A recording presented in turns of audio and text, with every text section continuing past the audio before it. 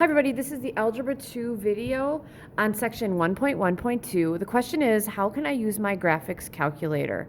All right, so you should have an app in your on your Chromebook for this. You can take a screenshot of that whenever you do your homework, or you can take a picture with your phone and just pop it up. I'm going to use mine. This is my graphics calculator, okay?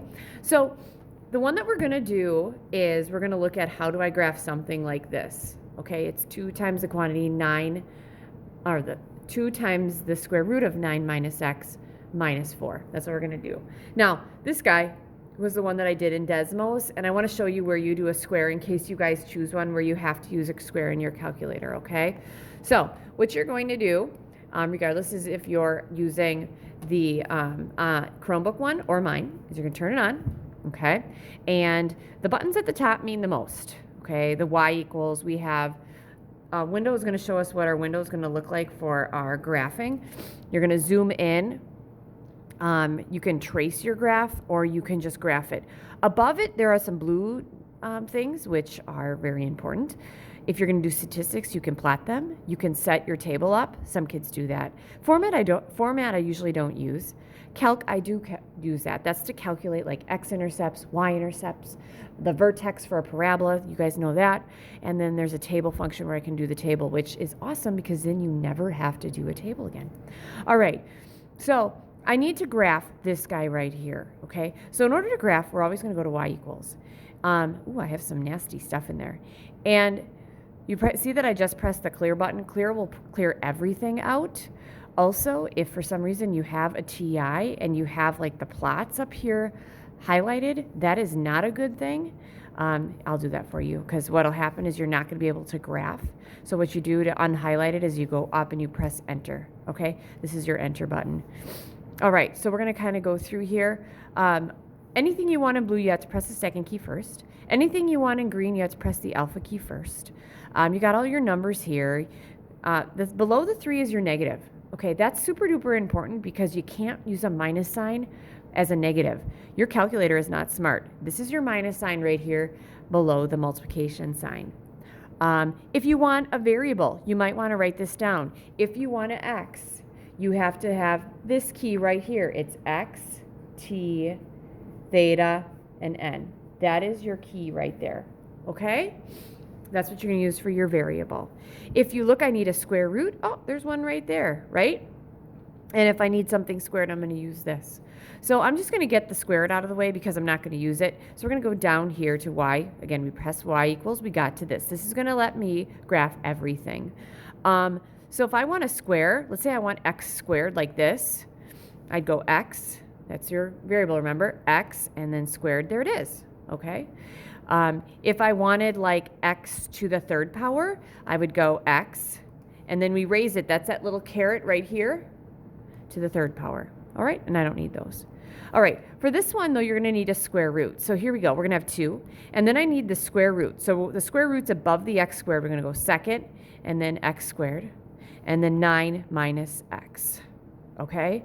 And then we're going to go outside this, and we're going to go with minus 4, and then to go outside, did you guys notice that I pressed minus, or the outside arrow? So if you're inside here, and then I would go minus x minus 4. You see how this keeps going? I don't want that. I just want it over the x. So get rid of that. And if you have to start over, you do. Once you're here, you want to be out. You're going to go out here and then minus 4. Okay? I'm going to go through that one more time. Clear this out. So I got 2. The square root, second, and then x squared right there. 9 minus x, and I'm going to go outside of this because I don't want it extending, minus 4. Awesome. All right, then we could have all these different windows because you can see your graph in a multitude of ways, and I just want to see my graph.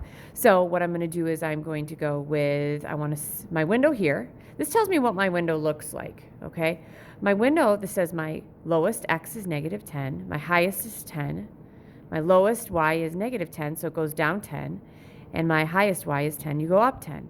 Now, to kind of be kind of uniform with everybody, I usually just go to this because that's what we call a standard window. We're going to go to zoom, and then you go zoom, and 6 is standard. 6, if you press that, guys, you're going to see what you need.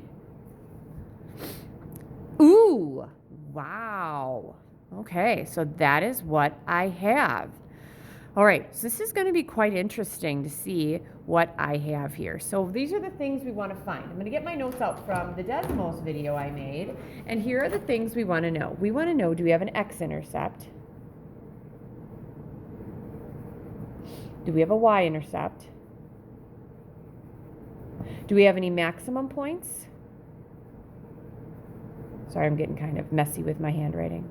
Do I have any minimum points? Do I have any starting points? Or do I have starting and ending points? All right, so here's the thing with x-intercepts, you guys. You should know x-intercepts are where they cross the x-axis. That's right here. Now, it's going to be kind of hard for us to see things, so I'm going to give you guys some really cool options that you have with this graphics calculator. Remember in algebra and you had to make all those tables, you had to plug in numbers, and then you had to find the answer? Oh, guess what? This does all the work for you. All right, here we go. I'm going to make a table, okay, of x's and y's. I'm going to kind of go back and forth because I'll probably cover this a little bit. Sorry. Okay, you see this table right up here? That's going to give me a table. So second graph, that'll give me my table. All right, so I'm going to go up and down, and I'm going to go back to my graph real quick. Do you guys notice that it looks like I have a starting point over here, which would be somewhere in the positive direction? So let's go all the way out to the positive direction. I have a lot of nasty numbers.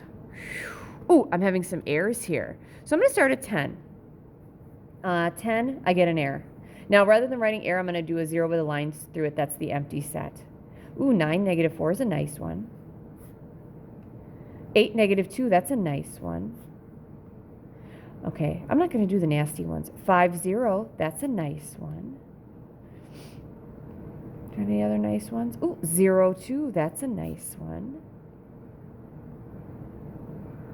-7, 4, that's a nice one. Because if I had you in class, I'd make you graph all these things. And up to -12, it doesn't matter. All right, so let's go back to our graph. And all you got to do is press graph. It's not like your phone where you have to go back, or the internet and you go back.